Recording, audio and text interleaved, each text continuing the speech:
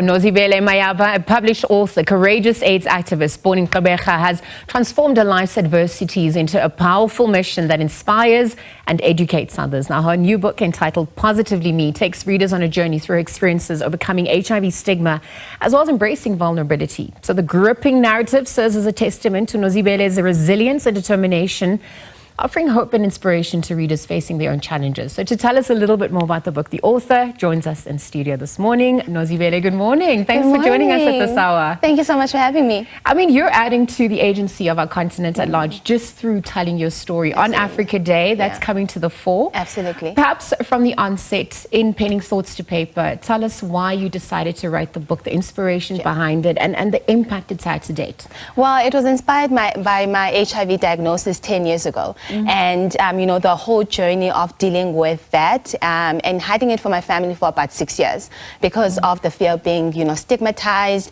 and, just being the victim of what HIV represents, unfortunately, in our communities. But, you know, eventually I came to a point where I said, I wonder how many people have gone through something similar but have never had the opportunity to, you know, disclose to their loved ones because they live in fear. So it was inspired by that. But as I was writing, I actually needed to go back because I really believe that, you know, a large part of who we are is influenced by how we grew up and where we come from. So I tell the story of my mom, you know, this woman who lost her parents quite young and had to find some kind of comfort by marrying very early, but experiencing physical and emotional abuse because the in-laws thought she could not have any children. I talk about the dynamics between my absent father and I, you know, as a young girl having, you know, looking up to this male figure who I thought was my hero, but not getting a sense of acknowledgement from him and how that impacted me and, you know, how I became now this person who was overly the top, did everything,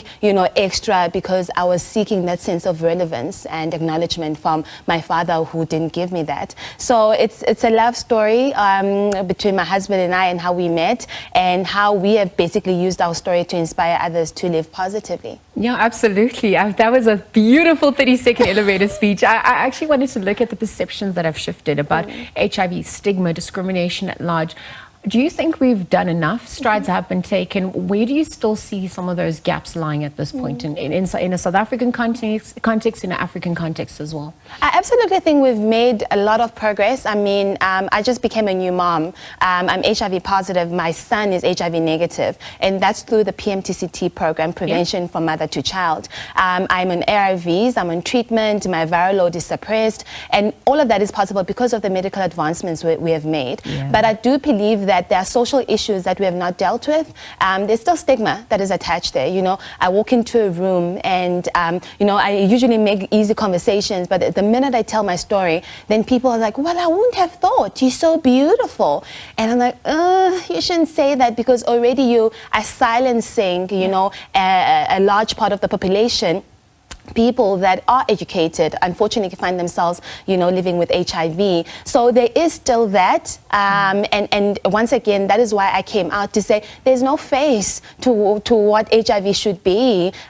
So there is still a lot of things that we need to do. There's also our interventions. I feel very strongly that they need to be representative of the realities that are in our communities. We live in one of the most patriarchal societies in the world. Our GBV stats are one of the top in the world, and those things unfortunately do affect our HIV interventions. You know, I used to work for an NGO and we used to do HIV interventions.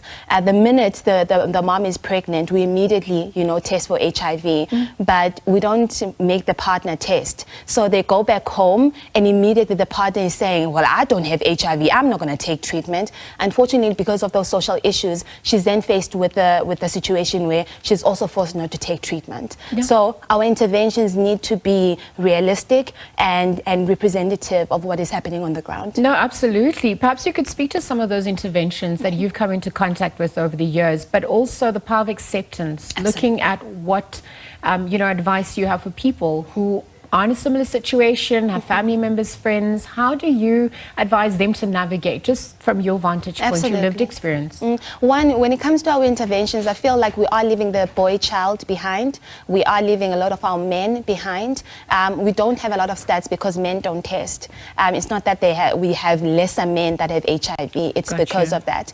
When it comes to just living positively, you know, I own my story. For a long time, I used to blame, you know, my then partner that he infected me, he should have protected me. But there's a large part of responsibility that over time I have taken also, that I could have done better. I could have done better in terms of protecting myself. It only takes one incident and you are infected with HIV. So, but if you find yourself in that situation, accept it, accept the diagnosis, you will be okay. I mean, 10 years in, almost 11 years in August, I mean, what can stop me? No, absolutely. Right. And speaking of which, you're the first one to graduate. You're the first one to travel overseas. I mean, you've also found purpose in your journey. Absolutely. The process has become the purpose for you. I mean, what has that also meant for you and for your family at large?